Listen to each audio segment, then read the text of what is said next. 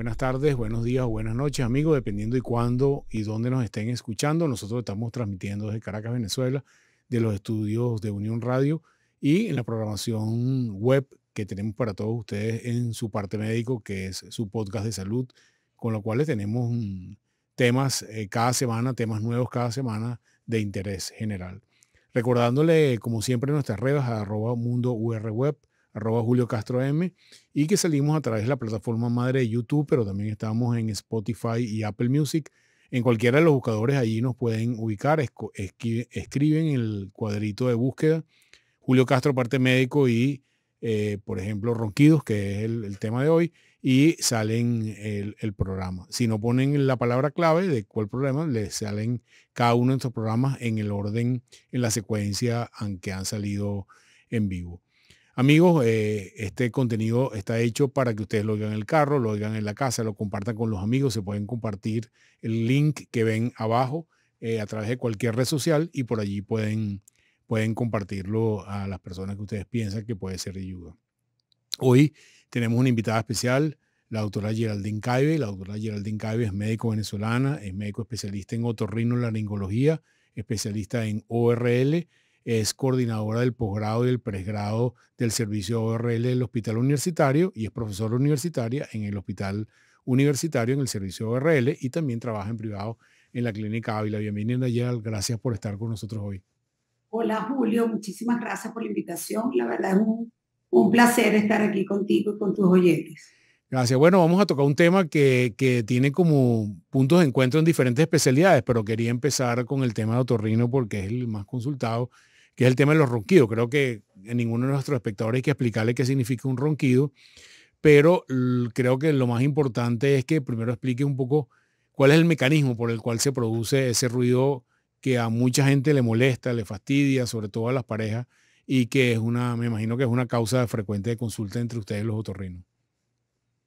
Sí, claro, bueno, el ronquido, como tú lo has mencionado, es una situación de tipo respiratoria muy común, que es fácilmente detectable por las personas, que usualmente incluso es objeto de situaciones de jocosas. Usualmente la gente que ronca pues es objeto de risas y de burlas por parte de los compañeros, de la familia. Y básicamente se trata de un sonido que se genera en las vías respiratorias al dormir. Cuando dormimos, la faringe, que es un tubo, está conformado por unas capas musculares y por tejidos blandos. Se produce cierta relajación durante el sueño y esta relajación hace que la vía respiratoria se estreche. Ese estrechamiento ocasiona que el aire, el flujo de aire que pasa por la vía respiratoria alta, pues vibre y esa vibración es lo que genera ese sonido. El sonido es un sonido usualmente grave, pero puede tener diferentes tonalidades. Puede ser un sonido leve, pero puede ir progresando durante los años. Roncar es un síntoma muy común, se dice que el ronquido es un síntoma benigno en muchísimos casos. Se estima que más o menos el 35% de la población ronca, que tiene ronquidos suaves. El problema es que el ronquido puede ir progresando y convirtiéndose en un problema mucho más severo. Hay varias razones por las cuales roncamos. No sé si es posible, Julio, visualizar una imagen Sí. anatómica para explicar un poco en qué consiste básicamente el ronquido. Sí, vamos a ver la primera lámina con nuestra gente de producción. Ahí la tenemos ver para que tú expliques ahí este corte longitudinal de las vías aéreas superiores. Exacto, en este corte podemos ver que la vía respiratoria alta va a estar conformada o se forma desde la entrada de la fosa nasal hasta una zona que llega más o menos el borde inferior de la laringe. Toda esta zona nosotros es lo que denominamos faringe. Al momento de dormir, todo este tubo que está envuelto por una capa muscular tiende a relajarse, se relaja en las diferentes fases del sueño, que ya lo mencionó el doctor Martínez en el programa pasado, y esta relajación hace que este tubo se estreche. Al estrecharse, estos tejidos están relajados y hechos, pues ese aire que pasa, ese flujo va a generar esa vibración y va a generar ese sonido. Ahora bien, hay diversas causas por las cuales se puede producir el ronquido, muchísimas. La más común de todas es el aumento de peso, el sobrepeso y la obesidad. ¿Por qué ocurre en estas circunstancias? Bueno, básicamente porque cuando hay sobrepeso, cuando la persona está obesa, se hay acúmulos de grasa alrededor del tubo, de ese tubo que se llama faringe. Y eso va a generar que ese tubo se vuelva un poco más estrecho. También pueden haber cúmulos de grasa alrededor del paladar blando, alrededor de la campanilla, que es lo que nosotros denominamos bubla. Puede haber depósitos de grasa en la base de la lengua también, y estas estructuras van a ser parte fundamental en el buen funcionamiento de la faringe, de manera tal que si están ocupadas por grasa, pues se van a estrechar y pueden condicionar la aparición del ronquido o pueden agravar el ronquido.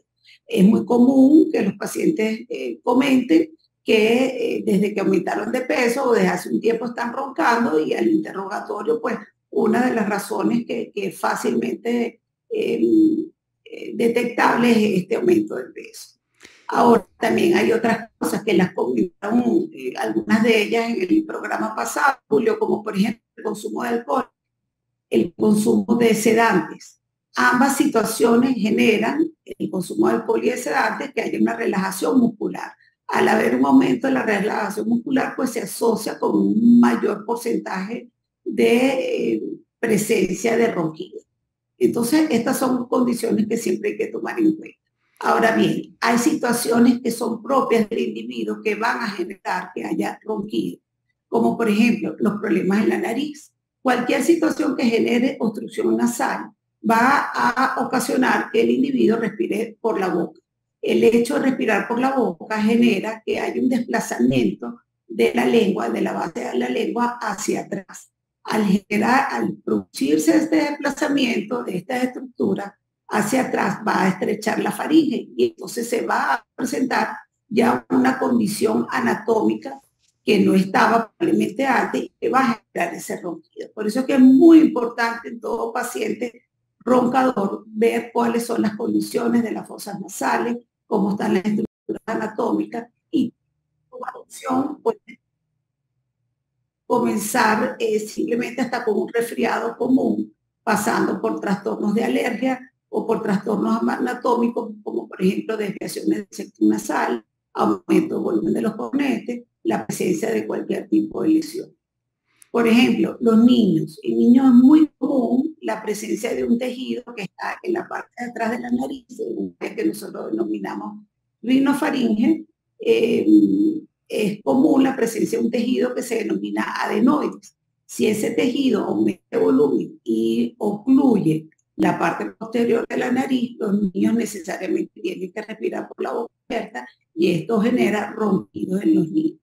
Y se produce una condición adicional, que usualmente las adenoides están acompañadas también de un aumento de volumen de las amígdalas.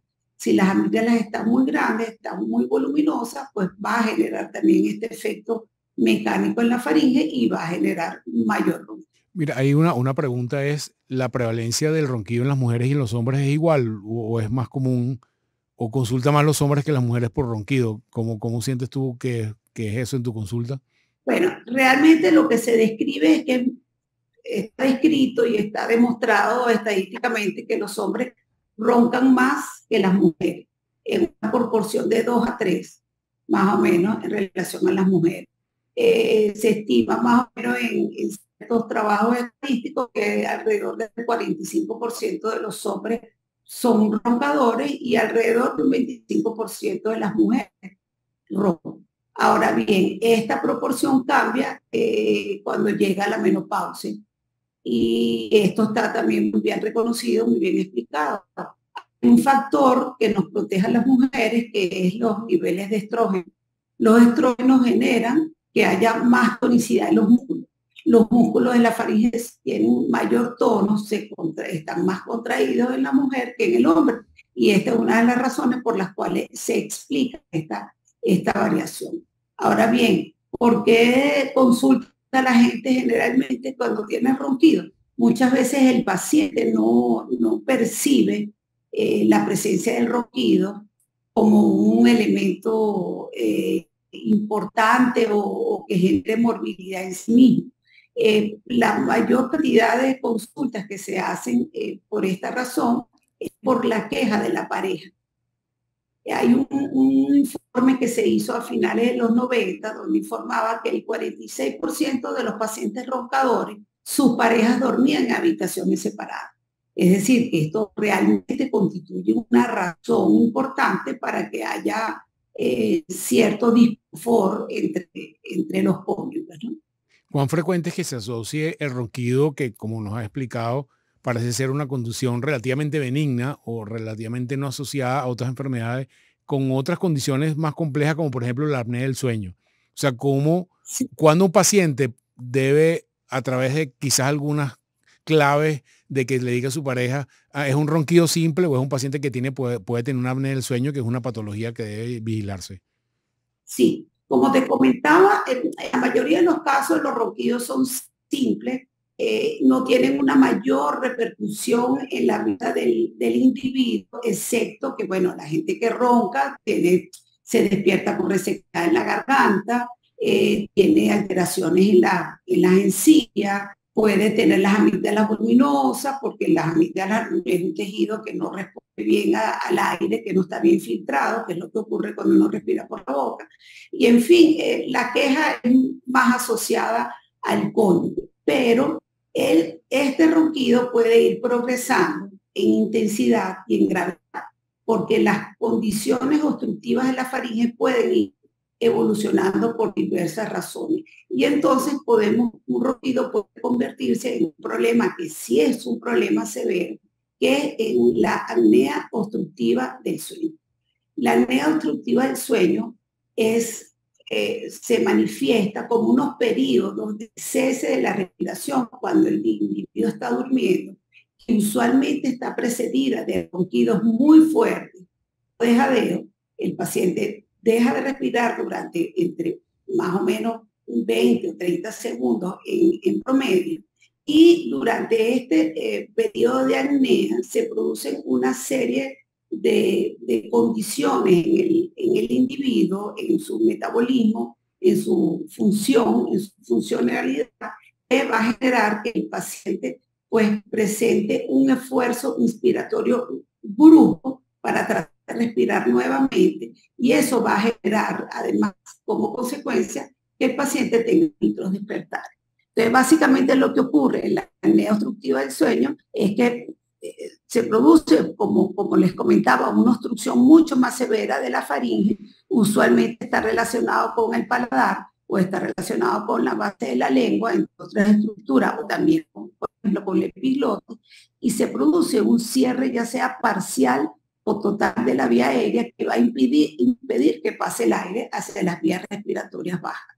Eso va a generar un estado de hipoxia, y esa hipoxia va a ocasionar posteriormente que se produzca ese esfuerzo inspiratorio severo que va a generar una serie de consecuencias en el individuo. Esta situación, cuando se repite durante varias veces en una noche y durante muchas noches seguidas, pues va a tener consecuencias importantes. Incluso se generan, están relacionadas múltiples comorbilidades, como por ejemplo cuadros de hipertensión arterial que son refractarias a tratamiento, enfermedades cardiovasculares importantes, arritmia, enfermedades, accidentes cerebrovasculares, en fin, va a tener una condición de vida bastante limitada.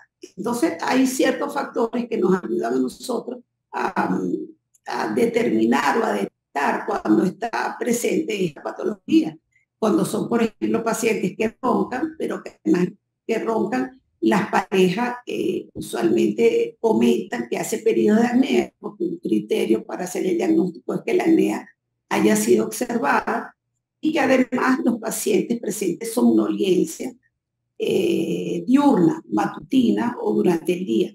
¿Por qué? Porque estas personas durante esos periodos de apnea tienen esos micros despertares, y el sueño en su totalidad termina de ser poco reparador. Entonces, estos son indicios de que ya está ocurriendo un problema importante en estos pacientes. Geraldine, una pregunta es, ¿qué soluciones hay para esa gente? Porque uno está acostumbrado a ver desde tiras en la nariz que te venden en los programas de venta de cosas los domingos en la mañana, hasta soluciones mágicas, medicina alternativa, aplicaciones de teléfono. Un poco, ¿cuál sería tu recomendación en términos del protocolo que debe seguir un paciente que tiene ronquido, que su pareja le dice que tiene ronquido, para tratar de darle algunas alternativas que existe desde el punto de vista médico real? Bueno, lo importante, Julio, que hay que hacer con los pacientes es hacer una buena evaluación clínica. Y en esta evaluación clínica, pues también tomamos en mano lo que se ha discutido muchas veces, incluso aquí en tu programa, en el programa pasado, que tiene que ser un manejo multidisciplinario. Porque usualmente un paciente que ronca y un paciente que tiene apnea del sueño, pues tiene muchas comorbilidades que tenemos que trabajarla en conjunto. Lo primero es hacer un buen diagnóstico y el diagnóstico lo hacemos de entrada con una buena historia clínica. En el momento de hacer la historia clínica podemos hacer incluso muchos test, muchas encuestas y evaluaciones que nos ayudan a determinar la gravedad del problema. Una vez que tenemos más o menos claro con el interrogatorio qué es lo que está ocurriendo con el paciente, pues pasamos a el examen físico. El examen físico tiene que ser muy minucioso y sobre todo nosotros los otorrinos tenemos que evaluar muy bien la nariz y la vía aérea superior, verificar muy bien la faringe. Y todo esto lo hacemos con exámenes dedicados, especializados, donde nos ayudan a ver esta estructura. Incluso se hace un examen endoscópico en la consulta que se denomina nasofibroscopia y nos permite ver cuáles son las condiciones de esa vía aérea. Una vez que tenemos el panorama bien establecido, tenemos una idea bastante clara, pues decidimos si es necesario hacer estudios radiológicos, sobre todo para estudiar la parte nasal. Es importante ver unas áreas nasales que son muy claves en la respiración y que están en relación con esas tiras que menciona o con esos dispositivos que se ponen en la nariz, que lo que hacen es abrir un área que se llama la válvula nasal, que es un área de resistencia muy importante en la nariz. Ahora bien, después que determinamos muy bien cómo están todas estas condiciones, revisamos muy bien la cavidad oral, el tamaño de la lengua es muy importante, búsqueda de si hay irregularidades en los bordes de la lengua, eso nos habla de que puede ser la mandíbula que está estrecha, que hay una micrognatia, que son esas mandíbulas pequeñas que están hacia atrás, que están retraídas, porque esas condiciones hacen que la faringe sea más estrecha. Y en esa búsqueda de situaciones que la faringe sea más estrecha, pues nosotros necesitamos, va a estar destinado el tratamiento. Entonces, el tratamiento bola estándar, después de pasar por varios procedimientos, que incluso va en la realización de estudios del sueño. Ustedes mencionaron en el programa pasado el estudio de polisomnografía, que son unos estudios del sueño que se hace en un laboratorio, pero también existe uno más sencillo que se puede hacer en la casa, que se llama una poligrafía, que es lo que nos va a dar información importante del sueño, de la presencia de apneas o de hipopneas, la cantidad de ronquidos e incluso nos da información acerca de los niveles de oxígeno en sangre que tiene el paciente. Nos puede medir los grados de hipoxemia. Si un paciente tiene una hipoxemia sostenida menor al 90%, pues es un paciente que necesita hacer un tratamiento exhaustivo.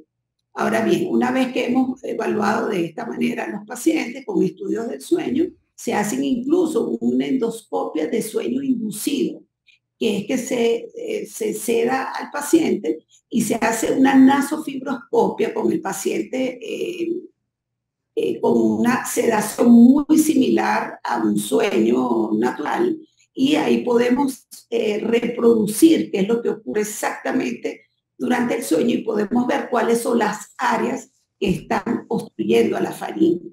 Esto nos va a permitir hacer un tratamiento más personalizado y más adecuado al paciente. Ahora bien, el tratamiento en líneas generales de elección para la apnea del sueño es el uso de unos equipos de presión positiva que se llaman CPAP.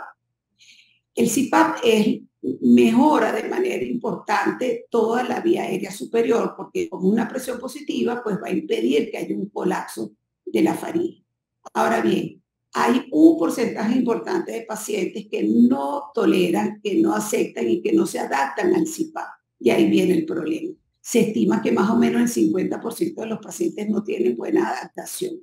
En esos pacientes tenemos que ser aún mucho más acuciosos, revisar bien cómo están las estructuras nasales y revisar bien cómo están las estructuras de la faringe, porque muchas veces la poca adaptación tiene que ver con que el paciente tiene desviaciones del septum, tienen alteraciones en los cornetes o simplemente tienen unas amígdalas muy voluminosas. Por eso es que es mandatorio cualquier paciente que tenga trastornos del sueño, trastornos respiratorios del sueño, que le hayan indicado un CPAP en un laboratorio del sueño cualquiera, pues que tenga una valoración por un especialista en otorrinolaringología.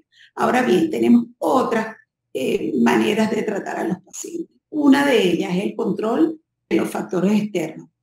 Por ejemplo, la alimentación. Es muy importante que la gente entienda que la obesidad, sobrepeso, tiene un efecto directo importante. Y por estudios se sabe que solamente con bajar el 10% de su peso puede mejorar hasta en un 30% el índice de apnea y de hiponea.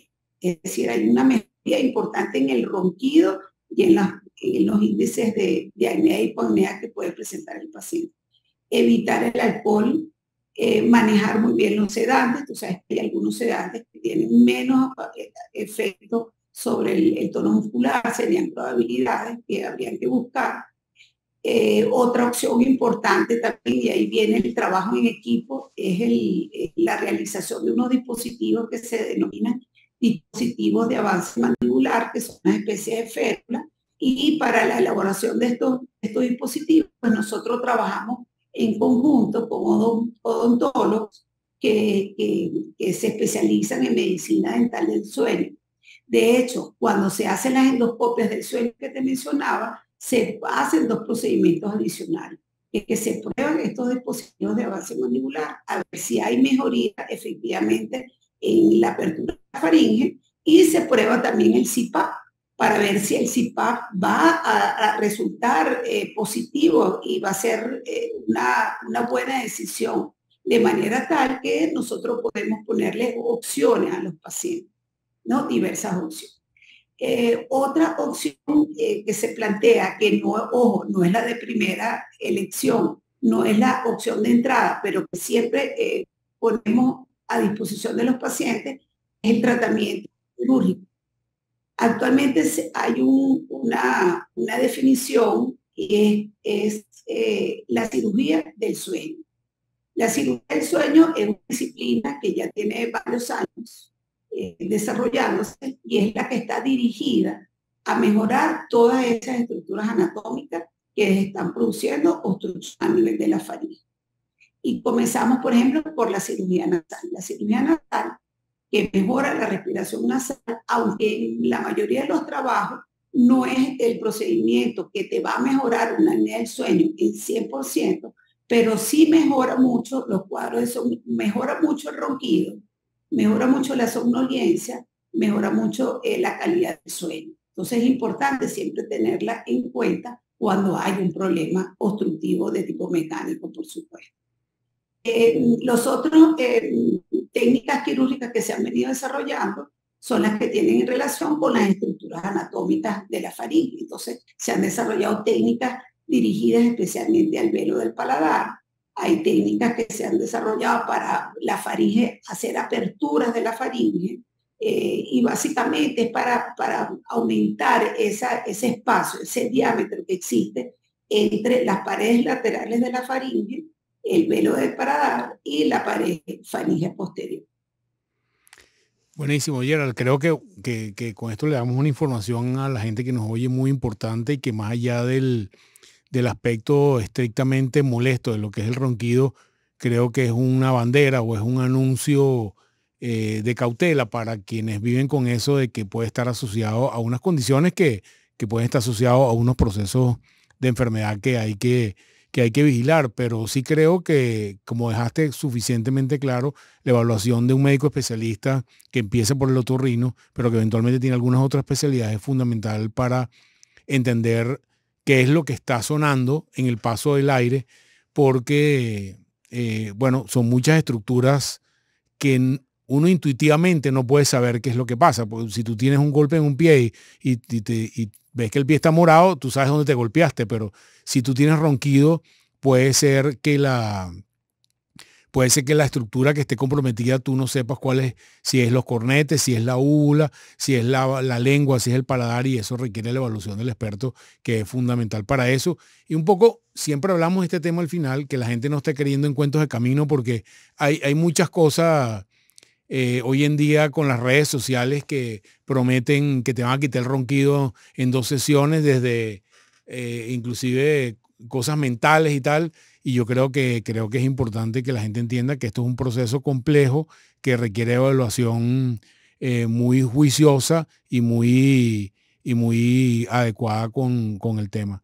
Gerald, creo que hemos ido por los aspectos más importantes. Yo te agradezco mucho que hayas estado hoy con nosotros con esa profundidad y con toda esa explicación para nuestros oyentes de lo que significa el ronquido, y que a pesar de que es un tema banal, creo que es muy importante, como tú lo explicaste, que los tengas. Yo te agradezco por estar con nosotros. Van a haber otros temas de otorrino con toda seguridad en los próximos meses, pero vamos variando, y muchas gracias. Yo les recomiendo que la sigan en sus redes sociales porque ella pone contenido de muy alta calidad en las redes sociales. Recuérdanos tu Instagram, Gerald. Instagram es @geraldcaibe.